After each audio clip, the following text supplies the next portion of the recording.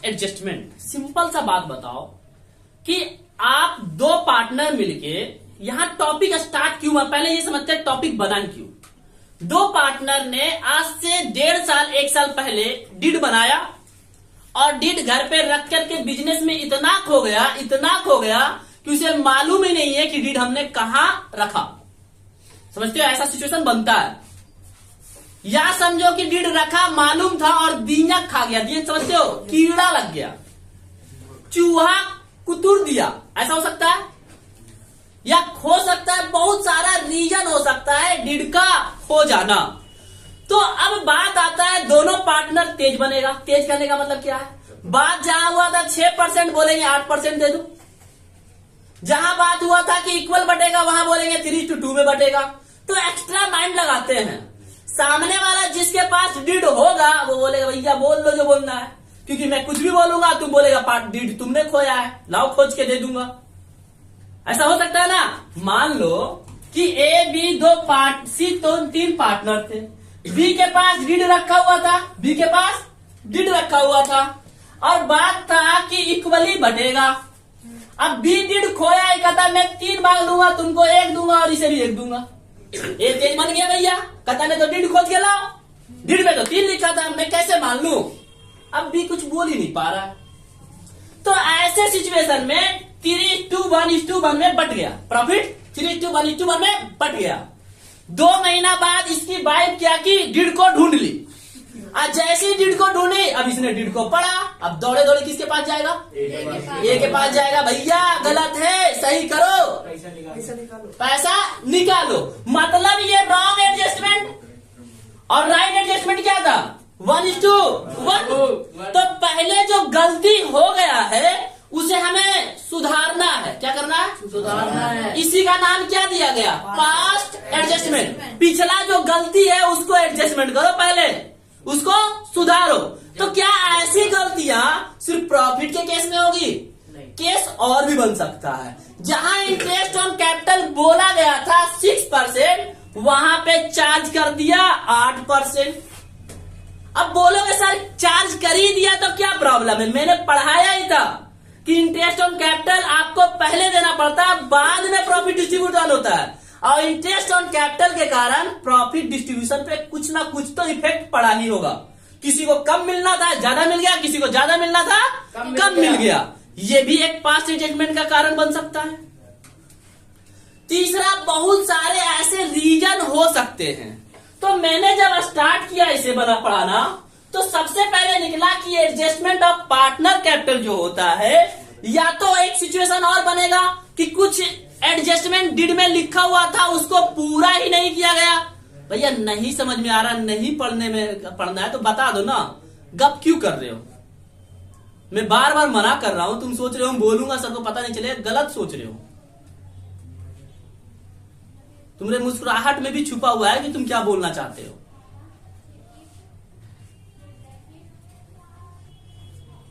क्योंकि शांति क्लास में जब तुम हंसते हो ना तो मुझे गुस्सा आता है फिर, क्योंकि मेरा ध्यान भटकता है फिर।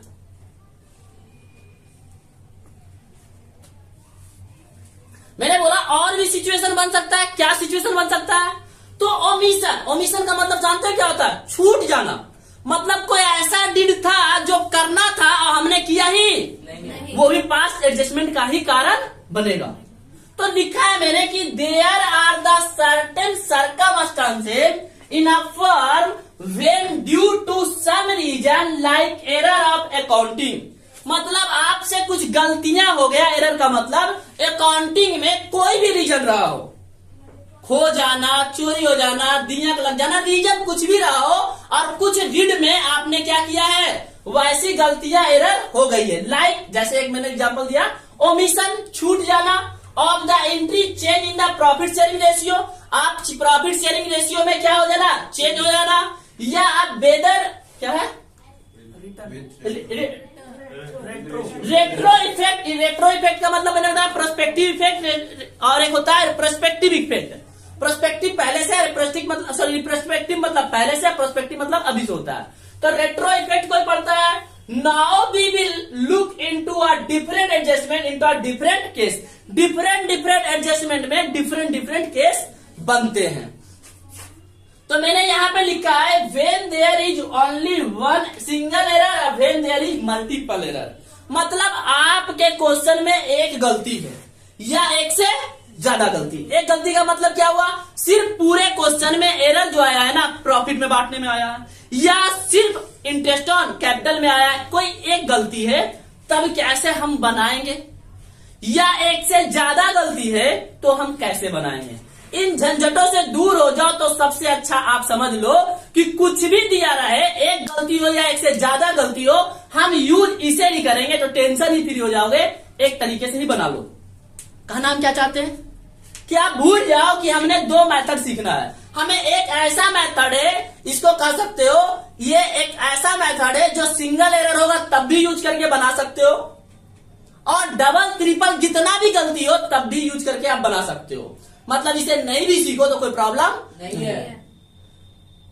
इसे सीखते हो तो फायदा क्या है, टाइम टेकिंग। एक गलती है तो जल्दी निकल जाओगे यहां से। ये थोड़ा लंबा प्रोसेस है तो आप टाइम टेकिंग ज्यादा लग जाता है। लेकिन दो दो चीज किसी स्टूडेंट को तो एक ही नहीं सीख पाते, दो दो कहां से सीखे। तो जो दो सीख सकते हैं वो टाइम टेकिंग यहां से बचा सकते हो एग्जाम हॉल में, दोनों सीख करके। और जो एक सीखना चाहते हैं ना भैया मैं तो एक ही सीख के दोनों से काम चलाऊंगा, एक भी क्वेश्चन बन जाए ये काफी है, तो वो उनके लिए ये पढ़ाऊंगा मैं दोनों। ठीक है, तो बात करते हैं हम पहले सिंगल एरर। क्वेश्चन में कितनी गलतियां, एरर का मतलब गलतियां। मैं पहले ही बताया पास्ट एडजस्टमेंट आया कहां से। ठीक है जी, तो गलतियां जो हुआ, when this case and adjustment table made and adjustment journal entry. इसमें दो काम करना होगा। कितने काम करने होंगे, दो। पहला काम जो करना है आपको, एक एडजस्टमेंट टेबल बनाना है। क्या बनाना है जी, एडजस्टमेंट टेबल। और दूसरा आपको एक जर्नल एंट्री बनाना है। सिर्फ दो ही काम करना है, लेकिन इसमें आपको तीन काम करने पड़ेंगे। In this case firm prepare the profit and loss, appropriation account, on again working note of adjustment table, and after the will be make unnecessary journal entry. यहां आपको ज्यादा गलतियां हुआ तो पहले क्या बनाओ, पीएल एप्रोप्रिएशन अकाउंट, फिर एडजस्टमेंट टेबल, और फिर तो ये एक ऐसा चीज है जो कोई भी गलतियां होगा तो बन जाएगा। लेकिन आप ये वाला सिचुएशन सिर्फ तभी यूज होगा जब कोई एक गलतियां होगा तब। एक से ज्यादा गलती होगा तो आपको पीएल एप्रोप्रिएशन अकाउंट ही बनाना पड़ेगा। इसलिए आप इसे सीखो जिसको समझ में नहीं आता है, और जो एक गलती को पकड़ सकता है वो सिर्फ इससे भी काम, मतलब यहाँ पे पीएल एप्रोप्रिएशन अकाउंट बनाने का टाइम आपको बचेगा। क्लियर हुआ, मतलब आपको दिमाग में सेट हो गया कि पास्ट एडजस्टमेंट का क्वेश्चन है तो पीएल एप्रोप्रिएशन अकाउंट बनाना ही पड़ेगा, एक एडजस्टमेंट टेबल बनाना ही पड़ेगा, और लास्ट में हमें जर्नल एंट्री कैलकुलेशन देना ही पड़ेगा। पास्ट एडजस्टमेंट का मतलब टोटल याद रहेगा आपको क्या क्या प्रिपेयर करना है। पहले पीएल एप्रोप्रिएशन अकाउंट, दूसरा एडजस्टमेंट टेबल, तीसरा जर्नल एंट्री। बहुत सारे स्कूलों में एडजस्टमेंट टेबल बनाने के अलग अलग तरीके होते हैं। डेबिट क्रेडिट करके कितने टीचर पढ़ा देते हैं, कितने रॉन्ग और राइट करके पढ़ाते हैं। जैसे मैं हम करवाऊंगा जो वही कराऊंगा कि रॉन्ग गलती हमने क्या किया और सही क्या होना है। मेरा तरीका क्या होने वाला है कि भैया सबसे पहले तो क्वेश्चन में ढूंढो कि गलती हमने ठीक है क्या किया और सही होना क्या चाहिए। यही मेरा क्या कहलाएगा, एडजस्टमेंट टेबल। Adjustment table.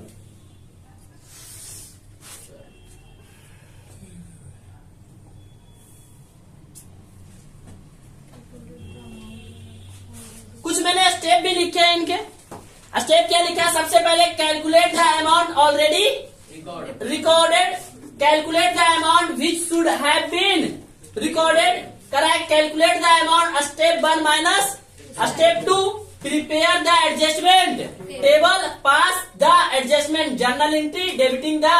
कहो सर ये एडजस्टमेंट इसका तो कोई मतलब ही नहीं है, आप ऊपर वाला समझ गए ना। दो तरीका जो बताया कि कितने क्या बनाने हैं, पहले पीएल एप्रोप्रिएशन और दूसरा जर्नल एडजस्टमेंट टेबल और जर्नल एंट्री। तो यहां से आपको क्लियर हो जाएगा।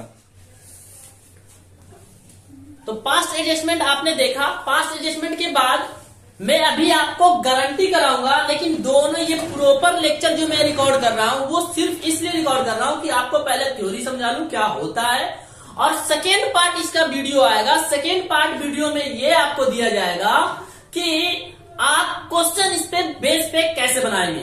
तो हम 5 क्वेश्चन आपका पास्ट एडजस्टमेंट का उठाएंगे और 5 क्वेश्चन हम आपका गारंटी का उठाएंगे। तो आप टेंशन ना ले, हमारे साथ जुड़े रहें। आप प्रॉपर पहले फर्स्ट पार्ट को देखें, इस वीडियो को देखें, उसके बाद ही आप सेकेंड पार्ट को देखें क्वेश्चन का। ये इंपॉर्टेंट टॉपिक है आपके एग्जाम और व्यू पॉइंट से, इसलिए इस पे मैं थोड़ा ज्यादा आपके साथ बातें कर रहा हूं और अच्छे से थोड़ा हम आपको एक्सप्लेन कर रहा हूं, समझाने की कोशिश कर रहा हूं, क्योंकि एग्जाम और व्यू पॉइंट से ये टॉपिक बहुत बहुत ज्यादा। तो समझना गारंटी। अब गारंटी बात क्या आता है, एक्चुअली में गारंटी एक टॉपिक आपको वहां भी मिलेगा एडमिशन में, और गारंटी यहां भी है। तो यहां जो गारंटी इस प्रकार से है कि 3 पार्टनर बिजनेस कर रहा है, 3 पार्टनर बिजनेस कर रहा है,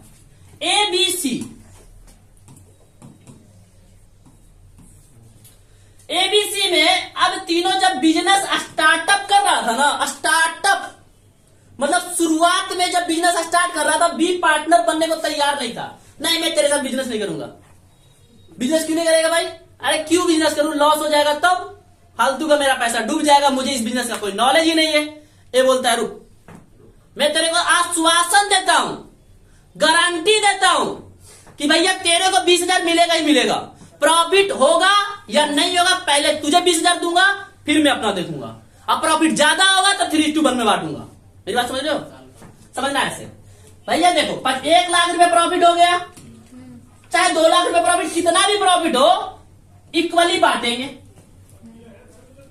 तो सुना ध्यान से कि 1 लाख रुपया आपका प्रॉफिट हुआ तो 33 बांट लिया, तो इसका फुलफिलमेंट हो गया भैया। मिनिमम हमने बोला था कि आपको 20,000 दूंगा, 33,000 मिल गया, खुश हो गया पार्टी। लेकिन यही प्रॉफिट आपका 50,000 होता और इक्वल चलो 30,000 कर दो, प्रॉफिट को कितना कर दो, ओनली 30,000 प्रॉफिट होता, और इसको कितना मिलता, 10,000। ये गुस्से में आता कि नहीं आता? अब इसको चाहिए कितना, 20। पहले मुझे 20 दे दो, बाकी जो बचा है भैया तुम जानो, 5-5 बांट लो, तुम्हारी इच्छा।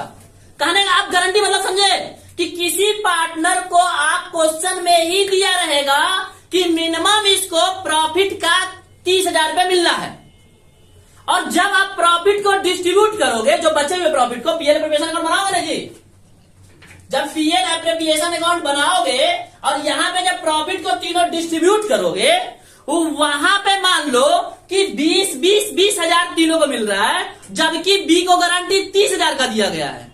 तो वो बना तुम्हारा क्या, गारंटी का केस, कि पहले बी को 30,000 दे दो, मतलब 60,000 में से 30,000 उसको दे दो, 30,000 उसको दे दो, बचे हुए 30,000 को क्या करो, रेशियो में बांट लो। अब पहले बांट के देखना भी तो पड़ेगा। अब जब मान लो फुलफिलमेंट हो गया, तो क्या फिर तुम वो वाला केस अपनाओगे? नहीं। गारंटी का मतलब समझ में आया क्या कहना चाह रहे, कि क्वेश्चन, हर एक क्वेश्चन में क्या दिया रहेगा कि किस पार्टनर को अमाउंट, किसी एक पार्टनर को दिया रहेगा कि गारंटी का मतलब दिया गया है इतना प्रॉफिट मिलना है मिनिमम, और वो उसको फुलफिल नहीं हो रहा था, पहले उसको उतना दो, फिर बचे हुए बांटो। और मान लो पहले बांट के देखना पड़ेगा भाई, पहले बांट के आपको देखना पड़ेगा। जैसे मैंने बांट के देखा 1 लाख को 33 मिल गया, टेंशन फ्री। अब मैं पहले 40-30 आया तो बांट के देखा, 10 मिल रहा है, इस केस में मुझे पहले देना पड़ेगा। समझ में आया ना? अब पढ़ते हैं गारंटी लिखा क्या है। लिखा क्या है, guarantee of the partner, it mean the surety of particular amount. Surety का मतलब क्या है, एक तरह से मैंने बोला ना, आश्वासन देना पड़ेगा, गारंटी देना पड़ेगा, श्योरिटी देना पड़ेगा। भैया तेरे को मैं इतना प्रॉफिट दूंगा, मैंने बोला ना शुरुआत में कि कहता रुक मेरे साथ बिजनेस कर, मैं तेरे को श्योरिटी देता हूं कि इतना तो प्रॉफिट होना ही होना है, ठीक है। Surety of the particular amount of profit by 1 और more partner, and in some cases by the firm where is burden of the guarantee is borne by the party providing such a guarantee. का मतलब एक तरह से मैंने burden ले लिया, burden ही तो ले लिया, मैं तुम्हें गारंटी दे दिया कि तुम्हें 20 दूंगा ही दूंगा, तो एक तरह से मेरे ऊपर बर्डन आ गया। मान लो बिजनेस में लॉस हो जाता तो मुझे घर से देना पड़ता, प्रॉफिट ही नहीं हुआ, गारंटी दिया है ना भाई कि तुझे तो 20,000 होना ही होना है, तो एक तरह से मेरे ऊपर बर्डन आ गया। अरे कुछ प्रॉफिट हो गया तो चलो भैया तू 20 ले जा, मैं 5 ही में खुश, लेकिन लॉस हो जाता तो घर से देना पड़ेगा। तो वही कह रहा है कि तरह से उसके पास क्या आ गया, बर्डन आ गया। किसके केस में, गारंटी देने के केस में। It is a minimum fixed amount for the partner who is given such a guarantee. एक तरह से कह सकते हैं मिनिमम फिक्स्ड अमाउंट कहा दिया गया है। बोला ना मैंने कि मिनिमम अमाउंट तुम्हें मिलेगा, पहले देना पड़ेगा। एक तरह से fixed for partner who is a such a guarantee. Different cases of guarantee. पहला, guarantee by firm by all the partner of the firm. अब समझना, गारंटी जो है ना, जरूरी नहीं है कि एक पार्टनर ही देगा। गारंटी देने का भी अलग अलग रीजन हो सकता है। जैसे मैंने बोला, अब समझना, अभी जो केस बनाया एबीसी 3 पार्टनर का, इसका मतलब सिर्फ एक गारंटी देता तो बी क्या बोलता, सी क्या बोलता। भैया तूने गारंटी दिया, मुझे क्या मतलब, तू अपने प्रॉफिट में से उसको दे, मेरा तो 10 बनता है। भैया देखो, बाटा 30,000 आया था, 30,000 आया था, 10,000 इसको मिल रहा है, 10,000 इसको मिल रहा है। किसी इक्वल बांटा था हमने, याद करो, 10,000 तीनों को मिल रहा है। भैया इसको तो 10 चाहिए, नहीं चाहिए, अब इसको 20 चाहिए। तो टेंशन तुम्हारा है ना कि तुमने गारंटी दिया है अभी को, मैं क्यों उसको एडजस्ट करूं।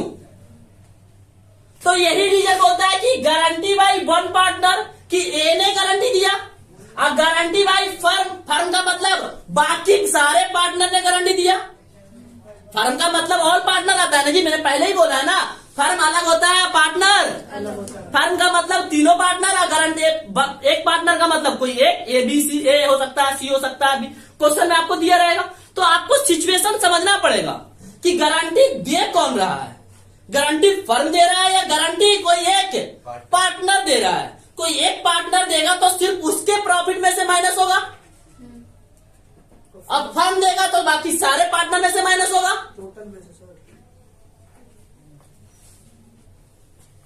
क्वेश्चन करेंगे, इजी हो जाएगा थोड़ा सा, लेकिन मैं सोच रहा हूं ऐसे ही थोड़ा देखता हूं आपके कितने पास घुस पाते, घुस जाएंगे। इतना भी मतलब बेकार नहीं पढ़ा रहा हूं। हाँ जी, अब देखना समझना क्या लिखा हुआ। It is the case firstly the firm increase the guarantee amount of the partner in the PL appropriation account then the distributed and remaining profit among the remaining partner। Simple सा बात बोल दिया कि भैया देखो, फर्म ने दिया है, फर्म ने दिया है, तो पहले उसको जितना दिया उतना माइनस कर दो, उतना माइनस कर दो, अब बाकी को पार्टनर बांट लेगा। जो अभी तुमने किया था ना कि 60,000 माइनस 30,000 बचा, 30,000 को रेशियो में बांट दो। ये कौन वाला केस था, फर्म वाला। कौन वाला, अब वही दूसरा केस क्या होता कि 10-10 बांटा पहले, अब इसको 20 मिलना था, तो सिर्फ ये अपने वाले पूरा का पूरा प्रॉफिट देगा, मतलब इसको 1 रुपया भी नहीं मिलने वाला है। और ऐसे 20 देने के बाद 30 में से पहले 20 दे देते, बाकी 10 को बांटता, तो वो फर्म का केस होता। रीजन समझ रहे हो कैसे आंसर बोल रहे करने। फर्म के केस में क्या करोगे, पहले टोटल प्रॉफिट में से गारंटी माइनस कर दो, बचे हुए के रेशियो में बांट दो, ये फर्म हो गया।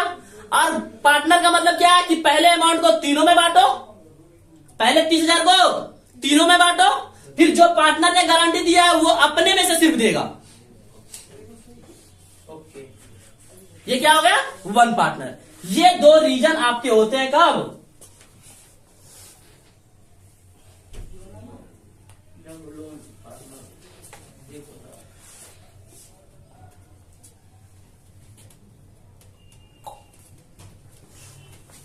अब कुछ स्टेप भी लिख रखा है मैंने, स्टेप भी समझ ही लेते हैं। Calculate the actual share, calculate the actual share of profit and loss guarantee of partner. मतलब कैलकुलेट करो सबसे पहले एक्चुअल शेयर प्रॉफिट का कि किसको कितना मिला, फिर कैलकुलेट द गारंटी अमाउंट। भैया किसको, अब ऐसे गारंटी जरूरी नहीं है कि हर क्वेश्चन में सिंपल सा तुम्हें दे देगा कि 20,000, 30,000, 50,000। कभी कभी कह सकता ना कि जितना सेल होगा उसका 10% तुम्हें मिलेगा। गारंटी किसी बहुत सारा तरह से गारंटी हो सकता है ना, गारंटी देने का रीजन हो सकता है भाई सेल का 10%, या जितना मतलब प्रॉफिट होगा उसका 10% तुम्हारा ही। एंड ऑफ द ईयर मान लो नेट प्रॉफिट 50,000 का हुआ, तो 50,000 का 25% तुम्हारा, कहने का मतलब 25 12,500 उसको मिलेगा। तो रीजन कुछ सा बन सकता है। तो आपको पहले कैलकुलेट करना पड़ेगा कि गारंटी में कितना उसको बोला गया, गारंटी का अमाउंट कैलकुलेट भी करना पड़ सकता है या दिया भी हो सकता है, वो क्वेश्चन के हिसाब से देखेंगे। फिर कह रहा है गारंटी द अमाउंट डिफरेंस, कि मतलब उसको गारंटी कितना दिया गया था, एक्चुअल में उसको मिल कितना रहा है। अभी देखा ना ऊपर कि गारंटी तो हमने दिया था 20,000 का, एक्चुअल में उसको मिल रहा है 10,000, तो डिफरेंट अमाउंट कितना है 10,000 का। डिफरेंट अमाउंट कितना है 10,000 का। फिर बोलता है अगला, distributed the difference amount with the guarantee of the partner in their guarantee ratio. अब मान लो 2-3 पार्टनर जैसे फर्म है, बनाने का बहुत रीजन हो सकता है, तरह हो सकता है। तो यहाँ पे बोल रहा है कि मान लो जो डिफरेंट अमाउंट उसको मिला है ना, उसको क्या करेगा, बाकी पार्टनर उसको देगा। वो फर्म वाले केस में है। यहाँ पे चैप्टर हो जाता है आपका खत्म। तो गारंटी मैंने पढ़ा दिया आपको और पास्ट स्टेटमेंट भी करा दिया। तो जैसा कि मैंने बोला भी पहले भी है कि आपको पार्ट 2 एक वीडियो मिलेगा, तो पार्ट 2 जरूर देखना, सिर्फ क्वेश्चन का वीडियो वो होगा। That's all, thank you. Channel को सब्सक्राइब कर दो एसीएस इंस्टीट्यूट्स, और आप प्ले स्टोर से जाकर के एसीएस इंस्टीट्यूट्स का ACS the learning app download कर सकते हैं, और वहां से आप बहुत सारे पीडीएफ, असाइनमेंट मटेरियल और आने वाले टेस्ट सीरीज भी आप दे सकते हो। तो जैसा कि आपको पता है ऑब्जेक्टिव क्वेश्चन होता है एग्जाम में, तो हम उसके हिसाब से आपका टेस्ट सीरीज चलाएंगे एग्जाम से पहले। उसके लिए भी मैं आपको इसी चैनल पे अपडेट करते रहूंगा। That's all, thank you.